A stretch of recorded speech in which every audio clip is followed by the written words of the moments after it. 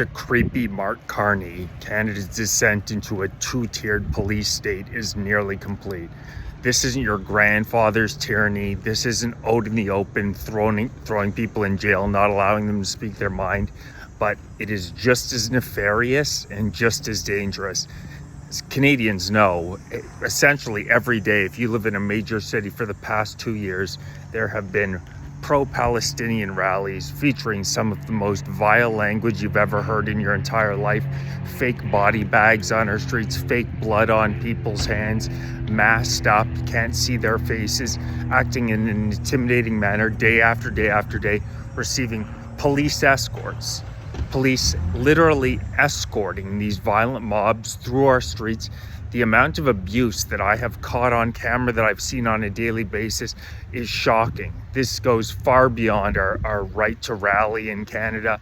It has been a vile display sponsored by the Canadian government thanks to their ideological alignment with these supporters. There's also been circling on Canadian media, and if you live in Canada, you know how extreme the shift has been on our streets.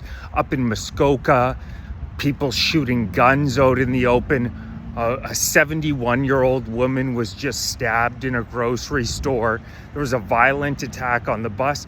Our streets have become more and more dangerous, but you'll hear nary a peep from state-sponsored media on the CBC, CTV. It's jarring for a lot of Canadians when they see this going on in their streets because they're not told about what's happening at all by state-sponsored propaganda. You won't hear a single thing about the violent mobs rummaging through our streets on a day-to-day basis. You'll hear nary a peep about a woman in Ottawa, quite close to where I live, getting stabbed. A 71-year-old grandmother getting stabbed at a grocery store, which would have been unheard of in Canada 10 years ago.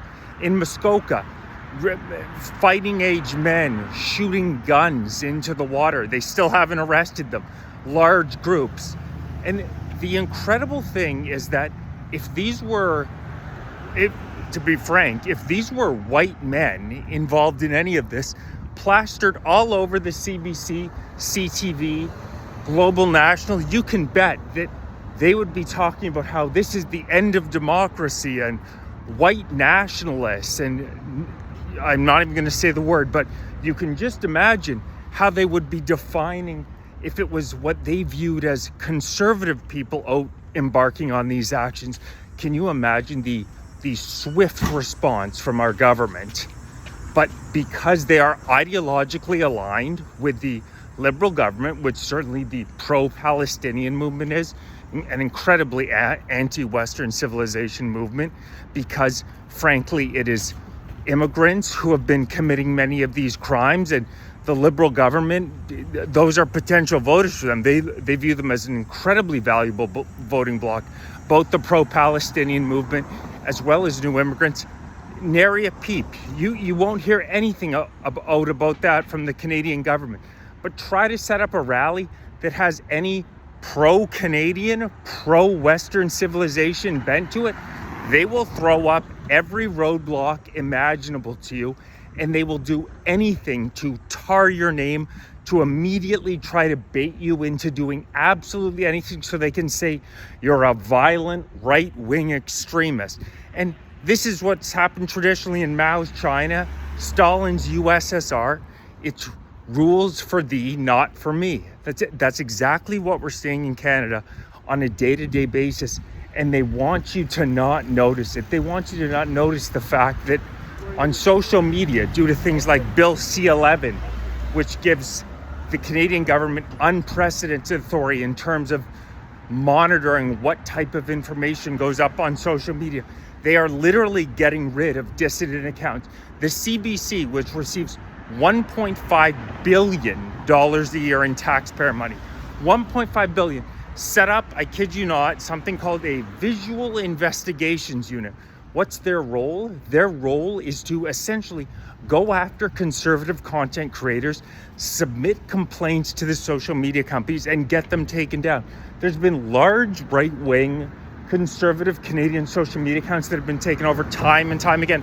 I know from personal experience, I've had accounts with 20,000 followers taken down for so-called hate speech. Meanwhile, nothing coming out of my mouth is close to as vile as things that you hear chanted sponsored by the Canadian government on our streets every single day. It's not as though a two-tier police system is coming to Canada. A two-tier police system has already arrived in Canada. If you align ideologically with the Liberal government, carte blanche, go out, do whatever you want. If you don't align with the Canadian government, watch out. They will take you down. They know how important independent media is.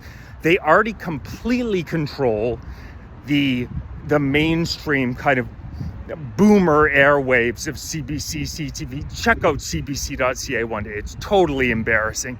You will not hear a peep about any of Mark Carney's relationship with Brookfield, anything about the immigration numbers to this country. Mark Carney sets huge targets and they overshoot them. Nothing about our failing healthcare system. Nothing about the fact that the GDP per capita has fallen 6 months in a row. You will not hear a peep. So they know they have it on lock on the state-sponsored stuff, but now they know that a lot of people are getting their information online. So their next step is to control that sphere, which is why things like Bill C-11, Bill C-63 are so dangerous. Bill C-63 looks to set something up called a Digital Safety Commission with 10 unelected bureaucrats with the Liberals. Can you only imagine the type of people who are going to be on this Digital Safety Commission, and an ombudsman who will be open to receiving complaints from any member of the Canadian public, and if they deem it likely that you are going to say something hateful in the future.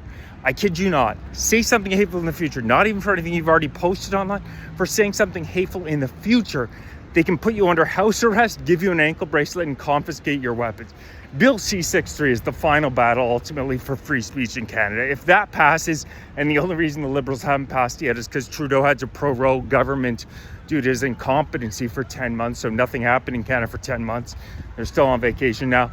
But if Bill C-63 passes, that is the death knell on free speech in Canada. Something like a Digital Safety Commission. My God, did they borrow their ideas from Orwell?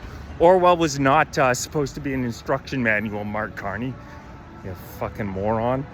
But anyway, so we already are a two-tiered police state. I've seen this up close and personal, trying to organize rallies. They throw up.